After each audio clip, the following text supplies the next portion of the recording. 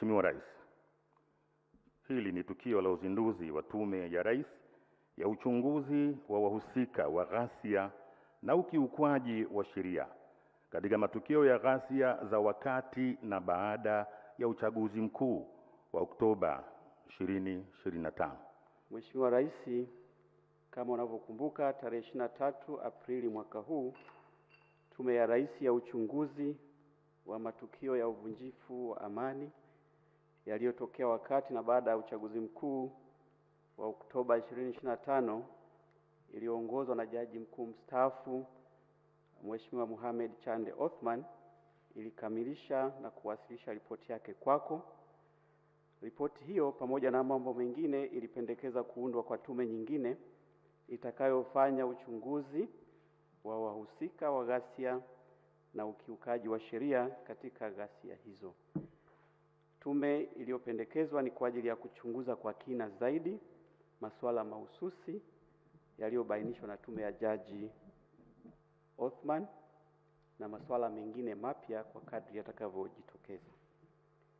Mheshimiwa Rais, ulikubali pendekezo hilo na hivyo umeunda tume kwa ajili ya kazi hiyo.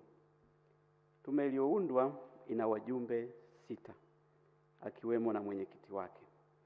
Miongoni mwao wajumbe 4 wanatoka Jamhuri ya Muungano wa Tanzania, mjumbe mmoja anatoka Jamhuri ya Namibia na mjumbe mmoja anatoka Jamhuri ya Uganda.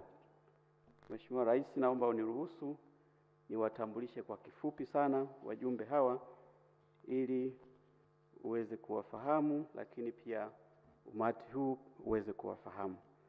Ninaomba nitakapokutaja jina utasimama ili Mheshimiwa Rais aweze kukuona pamoja na hadhara hii iweze kukuona pia.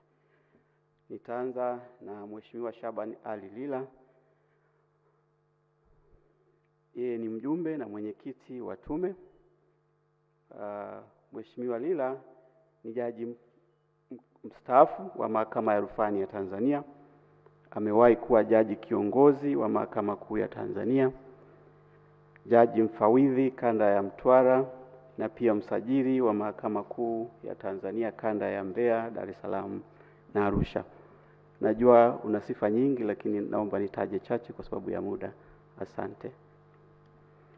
Wa pili ni Mheshimiwa Petrus Tilainge Damaseb. Yeye ni mjumbe wa tume na ni naibu jaji mkuu wa Mahakama ya Namibia, jaji kiongozi wa Mahakama Kuu ya Namibia, na kwa mujibu wa wadhifa wake pia ni jaji wa Mahakama ya Juu ya Namibia, yani ex officio member of the Supreme Court. Amewahi pia kushika nyadhifa mbalimbali katika utumishi wa umma nchini Namibia, ikiwemo kuwa mkuu wa utumishi wa umma. Vile vile ni jaji wa rufani wa Mahakama ya Rufani ya Lesotho na kaimu jaji wa Mahakama ya Rufani ya Botswana. Thank you, Honorable Justice. You may be seated. Mwingine ni Mheshimiwa Barishaki Cheborioni, mjumbe wa tume. Yeye ni jaji wa Mahakama ya Rufani ya Uganda na ni jaji wa Mahakama ya Haki ya Afrika Mashariki ngazi ya rufaa. Amewahi kuwa mjumbe wa tume mbalimbali za uchunguzi nchini Uganda ikiwemo zifuatazo. Ya kwanza, tume ya uchunguzi wa ukiukwaji wa haki za binadamu nchini Uganda. Ya pili, tume ya uchunguzi wa kuchomwa moto makaburi ya Kasubi nchini Uganda. Na ya tatu, tume ya uchunguzi wa tuhuma za rushwa Mbarara nchini Uganda.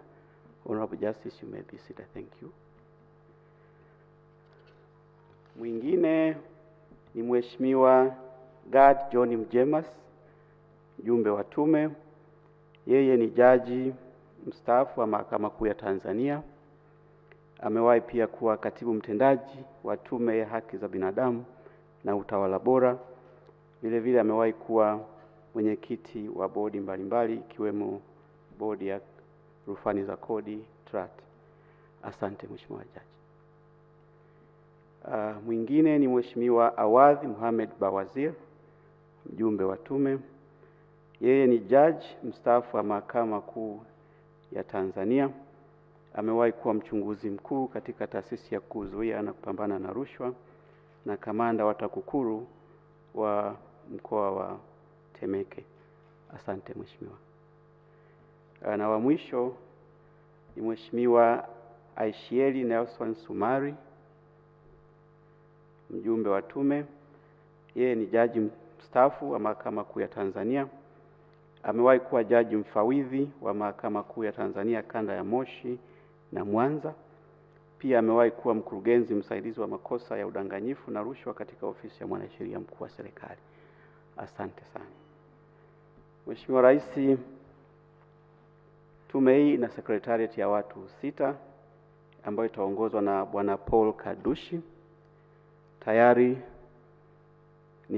unaweza mkasimama wote secretariat kama. Asante. Tayari asante, nikaeni tu. Mheshimiwa Rais, tayari nimeshakutana na wajumbe wa tume wote na tumefanya nao kikao, wanaielewa kazi na wote wapo tayari kwa ajili ya kazi hii na wanakushukuru kwa ajili ya kuwaamini katika jukumu hili zito.